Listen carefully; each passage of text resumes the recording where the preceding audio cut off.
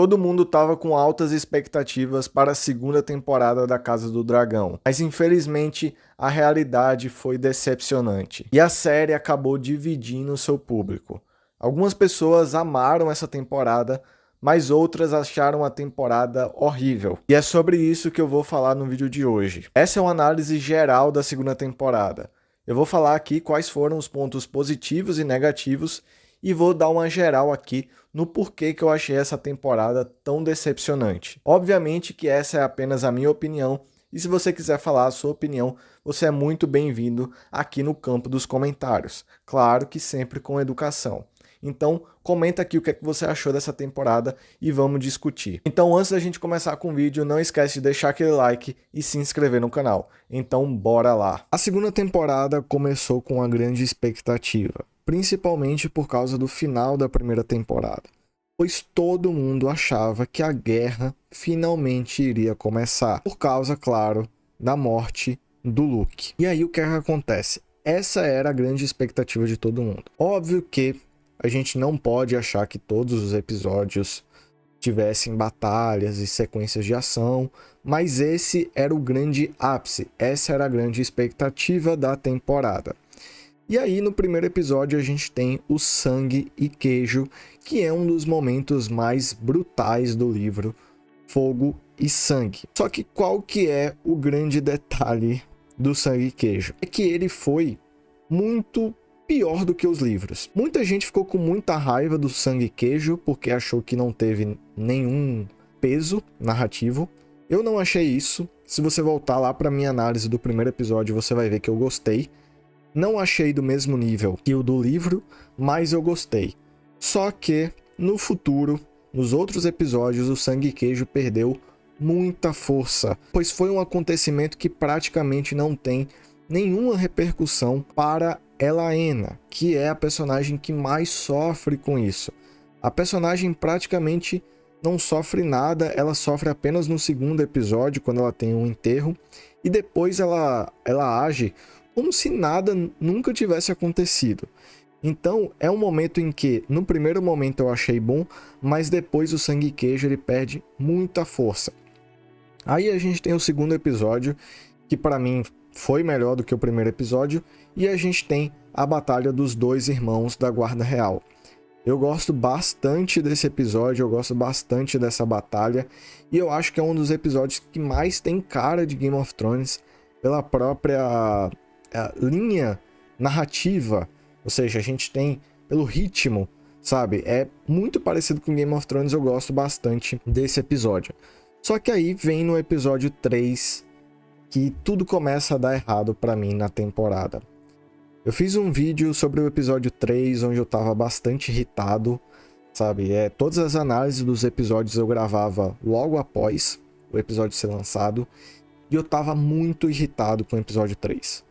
Porque o episódio 3, ele não tem praticamente nada dos livros, é a partir daqui que começa a ter grandes diferenças em relação ao Fogo e Sangue, que por sinal, se você ainda não leu, eu recomendo, o link vai estar na descrição, para caso você queira comprar. Esse episódio, ele começa a mudar muito a história do livro. Só que esse não é o único fator negativo. O fator negativo é que ele muda a história do livro para acontecimentos que não fazem o menor sentido e que são um lixo. E tudo isso tem o seu ápice naquela cena onde a Rhaenyra finge ser uma freira e vai para Porto Real. Essa cena é bizarra, a Rhaenyra simplesmente entrar lá, achando que uma simples conversa com a Alicent iria fazer a guerra parar, o que é um nível de burrice de personagem inacreditável. E segundo, é pela própria segurança da Rhaenyra. Tipo, ela é literalmente a rainha. Se a Rhaenyra morrer, o time dela, a causa dela, não tem mais sentido se ela morrer, porque é toda capitanizada nela. A Rhaenyra se coloca nessa situação, sabe? Ela coloca em risco tudo para uma simples conversa com a Alicent. Enfim, eu já fiquei muito irritado com isso, eu não vou nem mais falar, porque é uma das coisas mais idiotas que eu já vi em toda a série de Game of Thrones. Então, a partir desse episódio, começa, assim, a série a debandar pra mim. Porém, no episódio 4 vai contra tudo isso que eu acabei de falar. Porque o episódio 4 é o melhor episódio de todos da temporada. Disparado. Sabe? A gente tem uma grande sequência de batalhas, a gente tem acontecimentos importantes, muito bem filmados, sabe? Os efeitos especiais, a fotografia, a trilha sonora, tudo aqui nesse episódio é incrível. Não por menos, né? Esse foi o episódio mais bem avaliado no IMDb. Ele tá com nota 9.5, por exemplo. É o episódio mais bem avaliado da série, não só da temporada. E eu acho que merece.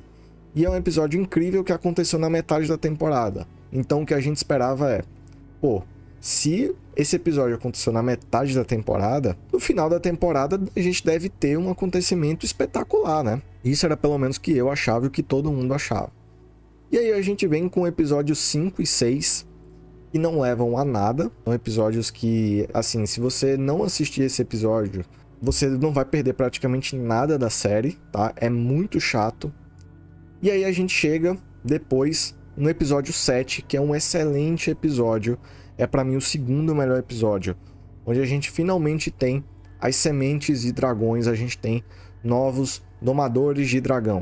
A gente tem o Adam Velaryon, a gente tem o Ulf e a gente tem o Rigo Martelo. E óbvio, eu já fiz vídeos sobre os 3 personagens aqui no canal, tá? Vou estar deixando aqui na descrição pra você assistir depois. E aí o que é que acontece? É um episódio que, além dele ser muito bom, ele te deixa com muitas expectativas pro episódio 8. Então você fica, cara, o episódio 8 vai ser incrível. Porque se o episódio 7, que é o penúltimo da temporada, é assim, o 8 deve ser espetacular. E aí, o 8 é a maior frustração disparada dessa série. É um episódio que não acontece nada, é um episódio que começa a criar novas tramas paralelas que não deveriam ser criadas em finais de temporadas. É um episódio cheio de enrolação, é um episódio que tem um monte de furo de roteiro, principalmente com aquela bobagem da profecia da canção de Gelo e Fogo, que é um saco, sabe? Eu odeio essa canção de Gelo e Fogo, que a série tá a todo custo tentando empurrar. Isso não faz nenhum sentido. E além disso, ele coloca a Elaena como sendo quase como se fosse um X-Men. E isso traz vários furos de roteiro, por exemplo. A Elaena, ela basicamente sabe de tudo que vai acontecer, né? É isso, pelo menos, o que a série indicou no último episódio. E aí eu vou deixar aqui alguns questionamentos pra vocês. Se a Elaena sabia de tudo, por que ela não fez nada contra o Sangue Queijo? Ou seja, ela deixou o filho dela morrer de propósito? É isso, então? E além disso, o seguinte, quem manda o Sangue Queijo, quem faz acontecer o Sangue Queijo é o Daemon. E no final a gente tem a Elaena ajudando o Daemon. Então, cara, você faz um monte de correlações que são incrivelmente estúpidas. E são muito frustrantes. E a gente tem aí o ápice de mais uma vez a Rhaenyra conversando com a Alicent. Mais uma vez coisas que não tem nada a ver com os livros e coisas que não fazem sentido. E a gente chega ao ponto em que a Alicent simplesmente entrega Porto Real para Rhaenyra e fala que a Rhaenyra pode simplesmente matar o Aegon. Isso é bizarro, isso vai completamente contra 100% do que é essa personagem nos livros, sabe? Então, fazendo aqui o aspecto geral, vamos lá, quais são os principais pontos negativos dessa temporada? Acho que o principal ponto negativo é a frustração, porque a gente esperava uma coisa e eles entregaram outra coisa. A gente esperava o começo das batalhas, a guerra, e eles não entregaram isso. Eles só entregaram um pequeno vislumbre lá no episódio 4. E aí outras guerras que a gente teve foram cortadas e outros momentos ficaram para a terceira temporada. Então é uma frustração inacreditável, sabe? Eu não consigo acreditar que alguém leu esse roteiro e realmente achou que seria uma boa terminar essa temporada desse jeito. E eu vi muita gente tirando onda, fazendo meme, dizendo que assim, a primeira e a segunda temporada eles acabam do mesmo jeito. Ou seja, a próxima temporada vai ser melhor. E é de fato, a sensação que fica é que a segunda temporada praticamente não andou em nada na história, sabe? E eu vejo muita gente também falar o seguinte: que Game of Thrones sempre teve esse ritmo lento e não sei o quê. Mas eu discordo completamente disso. Sim, Game of Thrones sempre teve um ritmo lento, mas era um ritmo lento somado a atuações incríveis, com diálogos espetaculares, sabe? Assim, talvez um dos melhores diálogos, se não o melhor diálogo que a gente já teve na história da TV. E todo episódio sempre acontecia alguma coisa. É só você voltar lá pra Game of Thrones. Todo episódio, ele fazia a história seguir. E a gente tinha vários personagens, várias tramas. E nada disso acontece em House of the Dragon, na Casa do Dragão. Então é uma temporada extremamente frustrante. É uma temporada que não tem praticamente nada a ver com os livros. É uma temporada que estraga vários personagens. Né? Por exemplo, vamos falar sobre o Daemon, gente. O Daemon passa uma temporada inteira tendo alucinações, para no final ele ainda vir com essa chatice da Canção de Gelo e Fogo. É uma temporada que, por exemplo, coloca o Aemond claramente como sendo o vilão da história. Cara, você reduzir a série como todo mundo tá certo e só o Aemond tá errado, para mim é uma redução da complexidade dessa série absurda, sabe? Game of Thrones, a gente tinha personagens que eram vilões em Game of Thrones, a gente tinha, mas a série não era reducionista a esse ponto. E aqui ele tá fazendo isso. Então, assim, muito momento chato, muito momento de enrolação. Outra coisa que eu tenho que falar que me irritou muito a respeito do Corlys Velaryon. O Corlys é um dos personagens mais importantes da Dança dos Dragões. E o Corlys Velaryon, nessa temporada, ele praticamente só aparecia 1 ou 2 minutos por episódio. E quase todas as vezes ele tava no mesmo cenário falando as mesmas coisas. Ou seja, esse personagem ele praticamente não teve destaque no roteiro.